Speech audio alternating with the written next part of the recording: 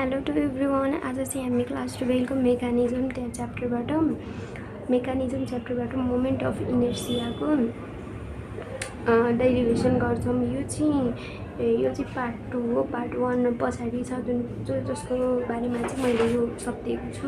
मेकानिजमको फर्मुलाहरू योहरू छ। अहिले चाहिँ हामी मोमेन्ट अफ इनर्सिया पढौँ।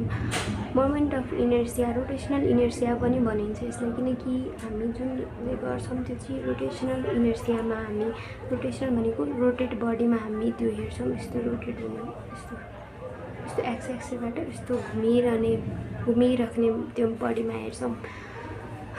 मोमेन्ट अफ इनर्सिया भनेको के हो? The sum of product of mass of particle and square of perpendicular distance from axis of rotation is called moment of inertia. Sum भनेको एम भयो मास, R1 भयो, R2 यो सबै radius भयो, M1 M2 M3 Mn मास भयो। यो मासको अनि radius perpendicular from x axis square of radiation. यो मास भयो M1 अनि स्क्वायर अफ रेडियस परपेन्डिकुलर हुनु पर्यो। परपेन्डिकुलर पहिलेदेखि छ अनि एक्सिसदेखि हुनु पर्यो। एक्सिसदेखि छ axis. It is called inertia. The sum of product भनेको यो the sum of product of particle and square of perpendicular distance from axis भनेको मोमेन्टम अफ इनर्सिया हो। यो चाहिँ कुनै बडी छ, यसको मास चाहिँ M1, यहाँबाट यहाँको रेडियस चाहिँ R1। अब यो बडी यसरी घुमिरहेको नि त। यो घुम्दाखेरि यो आफै घुम्छ, यसरी घुम्दाखेरि यो पनि यसरी आफै घुम्छ क्या। अनि यो यसरी घुम्दाखेरि यो चाहिँ M1, यहाँबाट यहाँ डिस्टेन्स R1 अनि यो चाहिँ परपेन्डिकुलर हुनु पर्यो अनि फ्रम एक्स एक्सिस हुनु पर्यो। यो चाहिँ एक्स एक्सिस हो। यो चाहिँ जुन पनि एक्सिस भयो हुन्छ, वाइ एक्सिस एक्स एक्सिस यो चाहिँ एक्सिस हो। एक्सिस परपेन्डिकुलर हुनु पर्यो अनि आर स्क्वायर। अब हामीले यहाँ आर स्क्वायर छैन, R1 मात्र छ। आर स्क्वायर हुनु पर्यो। आर स्क्वायर परपेन्डिकुलर हुनु पर्यो अनि मास हुनु पर्यो। परपेन्डिकुलर फ्रम एक्सिस स्क्वायर हुनु पर्यो। Is called inertia. अब हामीले M1 M2 M3 M4 M5 infinite हो नि त। अब कतिवटा बडी यसरी घुमिरहेको होला, इन्फिनाइट हो। तिनीहरूको रेडियस पनि from axis perpendicular to mass and axis. यो पनि त त्यो R1 R2 R3 कति धेरै छन्, त्यही भएर यो चाहिँ इन्फिनाइट भयो।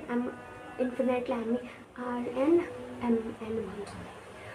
RN MN ले डिनोट गऱ्यौँ, तर हामीले मोमेन्ट अफ इनर्सियालाई I equal to summation MR square. It is scalar quantity. अब किन स्केलर क्वान्टिटी हो यो? एमको मास हुन्छ, एमको म्याग्निट्युड हुन्छ तर डाइरेक्सन हुँदैन। म्याग्निट्युड भनेको 2 केजी 3 केजी। अब हामी पसलमा आलु किन्न जाँदाखेरि हामीले 2 केजी आलु दिनलाई भन्छौँ। त्यही भएर हामीले 2 केजी आलु कुन डाइरेक्सनमा कहाँ त्यसरी भन्दैनौँ। M1 भयो त्यो यसको चाहिँ डाइरेक्सन हुँदैन, म्याग्निट्युड हुन्छ। त्यही हो म्याग्निट्युड। कुन दिशामा कुन डाइरेक्सनमा हामी 1 केजी आलु दिनु यो डाइरेक्सनमा त्यो डाइरेक्सनमा भनेर भन्दैन नि त। त्यसैले यसको M1 भनेको चाहिँ मासको चाहिँ म्याग्निट्युड हुन्छ तर डाइरेक्सन हुँदैन। आरको पनि आरको भ्याल्यु हुन्छ, म्याग्निट्युड हुन्छ तर डाइरेक्सन हुँदैन। अब आर रेडियस कहाँसम्म हो? इन्फिनाइटसम्म। कहाँ इन्फिनाइट पनि कहाँ त्यस्तो हुन्छ। अब हामीले यो त बुझ्यौँ। यो चाहिँ एक्सिस भयो। यहाँ चाहिँ मास झुन्डेको छ। मैले अघि भने जस्तै यो मास झुन्डेको छ अनि यहाँबाट यहाँ परपेन्डिकुलर भयो 90 डिग्री बनाएको छ अनि आर स्क्वायर राख्नु पऱ्यो। यहाँ आर त यति भइहाल्यो, यहाँबाट डिस्टेन्स यहाँ आर स्क्वायर आर हो। तर हाम्रो मोमेन्ट अफ इनर्सियाको अनुसार आर स्क्वायर हुनुपर्छ। R square and square of perpendicular distance from axis of rotation body rotation हुनु पर्यो। हामी यहाँ डेरिभेसनमा मेन डेरिभेसन भनेको यही हो। Let us consider a rigid body consisting of n number of particles. एउटा चाहिँ रिजिड बडी छ, consisting of number of particles M1 M2 M3 Mn धेरैवटा Mn having a mass M1 M2 M3 Mn situated at a perpendicular distance perpendicular डिस्टेन्समा यो m1 m2 सबै mn सुटेटेड गरेको छ, राखिएको छ।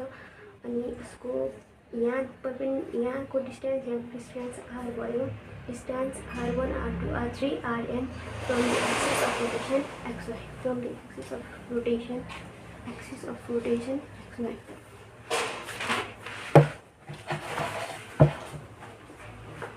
Now, the moment of inertia of a particle having mass m1 in, अब हामीले I भनेको के भनेको थियौँ, sum of product of mass r square from perpendicular from axis भनेको थियो।